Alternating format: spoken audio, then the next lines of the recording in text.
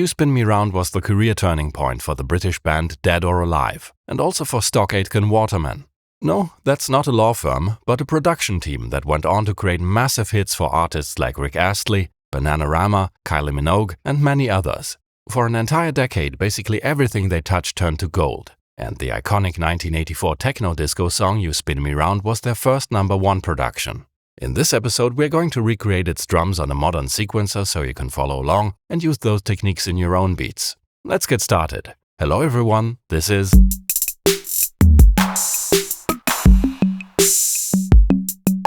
Let's dive right into it. We'll start with the bass pattern, and I'll talk about the drum sounds later. Kicks first, 4 on the floor. Snare on the 2 and 4. No surprises here. Building upon that simple foundation, we'll add more complex elements, beginning with the cowbell.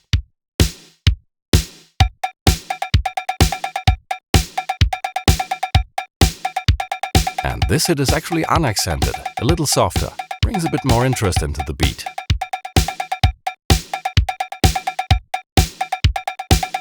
And yes, this cowbell pattern keeps hammering on throughout the entire song.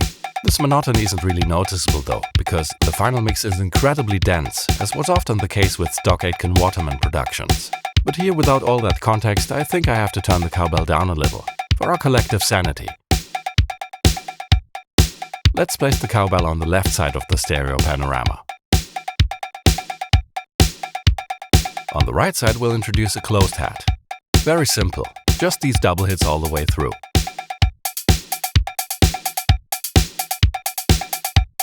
Next up is the cabasa, but you could also use a shaker. Let's solo the track so we can focus. I'll basically add packs of 3 with a 1-step pause in between.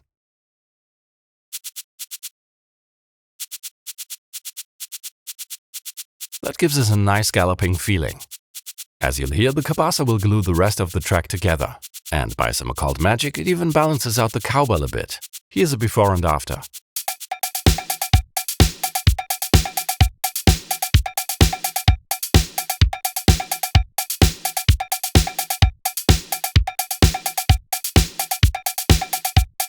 Finally, the hand clap.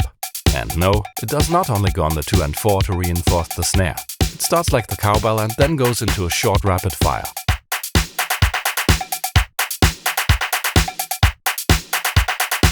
Overall, a very dense and busy pattern. It fuses very nicely into one single texture, with the hand claps and cowbell taking turns in the spotlight.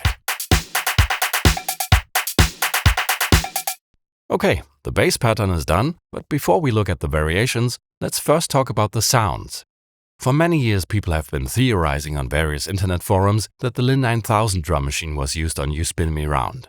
And while it is true that the Lin 9000 was part of many Stock Aitken Waterman productions, they actually mostly used it for its sequencing features, to trigger other machines. The history of the Lin 9000 is actually pretty interesting. It was an incredibly ambitious machine with tons of novel features, but it was buggy and notoriously unreliable. Stock Aitken Waterman had 3 or 4 Lin 9000 machines, and they were in constant need of repair. This quality problem ultimately contributed to the demise of Lin Electronics, but paved the way for Roger Lin working on the seminal MPC-60 for Akai. Have a listen. Here's the original cowbell from You Spin Me Round, and the same pattern with the Lin 9000 cowbell.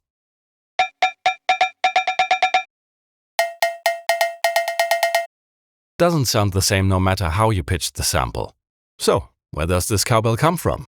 In preparation for this episode, I actually read a few books. Pete Waterman's autobiography and PWL from the Factory Floor by Phil Harding, who was Stock Aitken Waterman's chief mix engineer. Both books mentioned that they had a CMI Fairlight during the recording sessions, and among its factory sounds, I found pretty much perfect matches for the cowbell and the kick. The handclap was rumored to be from the Oberheim DMX. But in my opinion, that's an even better fit. The splashy handclap from the Lin LM1, the Lin 9000's pre-predecessor. You can get pretty close to the original if you gate or trim the sound a little, which might be an indicator that the sound was sampled. While we're on the subject of the Lin LM1, the cabasa sounds pretty accurate as well. It just needs a little EQ. But what about the hi-hat and snare? Could they have come from an actual Lin 9000? Let's take a look at the facts. First off, we couldn't find any credible source that explicitly stated that the Lin 9000 was used on You Spin Me Round. According to Phil Harding's book, they used the Lin 9000 from 1985 onward, but You Spin Me Round was already released on November 5th in 1984. Phil Harding said on his podcast that they had a Lin drum machine during the recording. The question is, did he mean the actual 1982 Lin drum, or did he use it as a more general term for the newer Lin 9000? At this point, it would be a good idea to check the product release date for the Lin 9000 to see if we can rule it out this way. But unfortunately, all sources place its release in the general year of 1984. The first reviews started popping up in magazines in early 85, so maybe that could be an indicator for a late 84 release. These are entirely too many unknown variables, so there was only one way forward. I contacted Roger Lin, the inventor of the Lin LM1, the Lin drum, and the Lin 9000, to get a definitive answer and put a rest to this horribly inaccurate guesswork. And here's what he answered. I'm sorry I don't recall the specific release date, only that it was released sometime in 1984. Best Roger Lin. So, you wasted your Roger Lin lifeline on this? Interesting. Anyway, to get a definitive answer, we decided to contact Phil Harding, the person who actually was in the studio handling all the gear during the recording, including the drum machines. And I kid you not, on the 24th of December, Phil actually answered, in incredible detail. It's a Christmas miracle!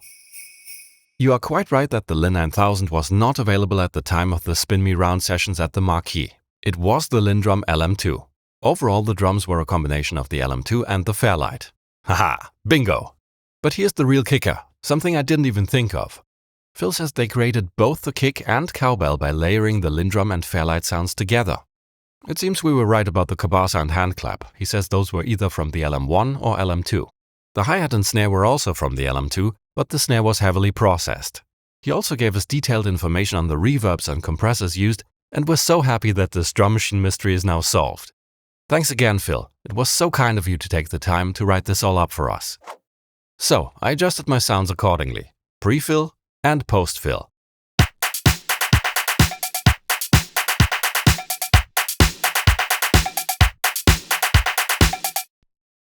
Ultimately, it's not important which samples you use as long as they sound good to you. But if you want to grab these exact ones we're using for the video, then you can download them for free during the next 7 days on our Patreon. You'll find lots of other useful stuff on there as well to level up your beatmaking skills, like 150 plus high-quality drum pattern transcriptions, cheat sheets for various drum machines and synthesizers, behind-the-scenes content, and the Drum Machine 101 book we're currently writing.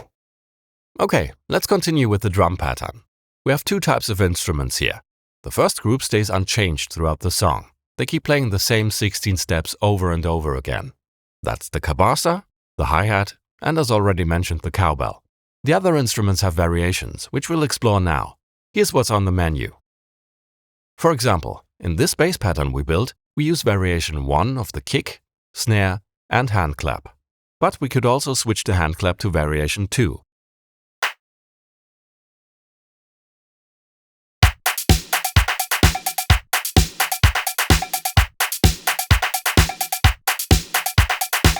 And together with the bass pattern, this will already cover more than 60% of the song.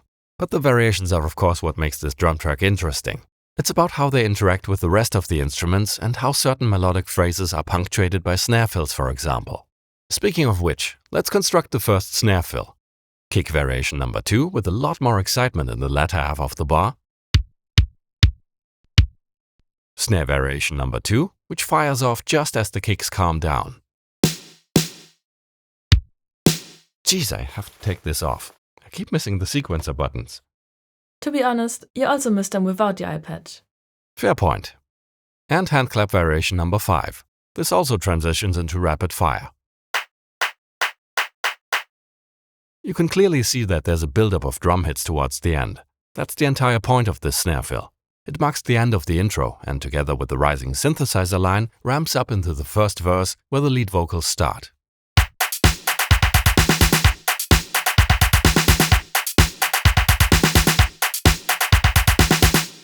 And just like that, you can combine these building blocks into the other snare fills.